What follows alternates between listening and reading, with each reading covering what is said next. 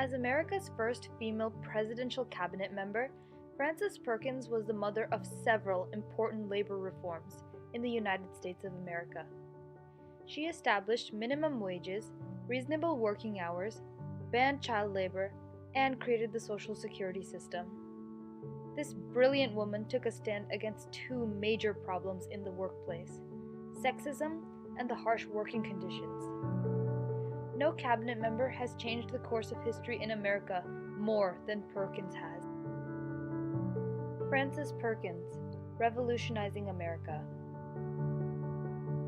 Graduating from Mount Holyoke College in 1900, Frances Perkins' career choice was unusual in comparison to her degrees in physics and chemistry. She displayed interest in the early social work movement when she learned about the mistreatment of labor unions and was exposed to factory life. She became involved in the settlement house movement and joined Hull House in Chicago. Her ambition as a social worker created a rift between her and her family, who had simply aspired for her to become a school teacher after college. Her passion to better the lives of workers dramatically increased after March 25, 1911, where she was an eyewitness to the Triangle Shirtwaist Factory fire that claimed the life of 146 workers. They had been locked on the 8th and 9th floor of the building to ensure that they did not go off task. But when the fire began, there was no means of escape besides jumping out of the windows to their inevitable deaths. Frances Perkins said, "I had to do something about unnecessary hazards to life, unnecessary poverty. It was sort of up to me."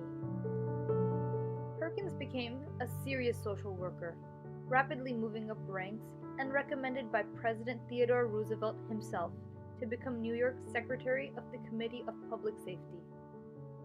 She worked in this position for 25 years. Among her many accomplishments included the removal of child labor and the reduction of weekly working hours to 54 in New York. Seeing the amount of progress that this woman was able to bring to the table, a year after he was elected, President Franklin D. Roosevelt requested that Perkins join his cabinet in 1933 as the Secretary of Labor. She accepted the job only when he agreed to provide her with the materials necessary to advocate for worker rights. She was the first woman to ever serve in a presidential cabinet. However, many Americans expressed doubt that a woman could meet the demands of this job. Those against the labor movements, specifically monopoly owners, saw her as an imminent threat to their businesses. Within the government, officials argued that she was not the right person for the job. They falsely claimed that she had no prior experience with unions and few relations to the labor movement itself. Additionally, she was alienated by male colleagues because of their sexist views. She got the instant hostility of the American Federation of Labor, which is ridiculous. You would think that they would love her because she is, going to be promoting all these labor protections and reforms and so forth. But they were outraged, first of all, that she was a woman, and secondly, she wasn't from the AFL or the CIO. She didn't represent one of the big labor organizations. Al Smith, the governor of New York and one of her previous employers, commented that men will take advice from a woman, but it is hard for them to take orders from a woman. She was constantly looked down upon by male officials and had numerous false rumors spread about her motives. Many even threatened to resign promptly upon her appointment. Frances Perkins, however, was creative enough to design solutions to these obstacles. She dressed in very simple, crisp clothes that gave her the look of an older, wiser woman, so that the men would treat her with more respect.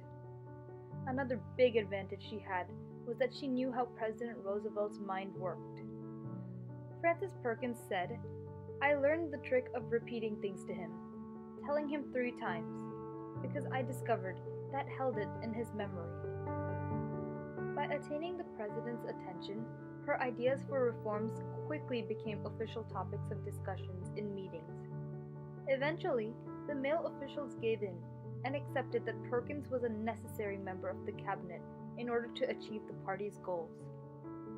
Perkins knew exactly what needed to be done. Her sharp focus and determination to pass specific bills were demonstrated in her numerous addresses to the people of America. With the government on her side, she had enough power to properly carry out her party's agenda.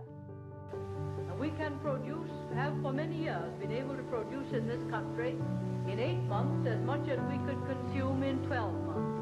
Now this leads us inevitably to the study of two techniques for building up our consumption power to a point where it is comparable with our production power. First, the technique of shortening the hours of labor per day and per week, and second, the technique of raising the income, the wage income or the cash income of those persons who are engaged in employment in the mass production and other industries. Most of the reforms she wanted occurred as a part of the New Deal, which was the government's method of combating the Great Depression. The New Deal was masterminded in large part by both Perkins and Roosevelt. In fact, many even referred to it as the Perkins New Deal. Minimum wage was established, a cap was put on the maximum working hours, and child labor was outlawed throughout the country.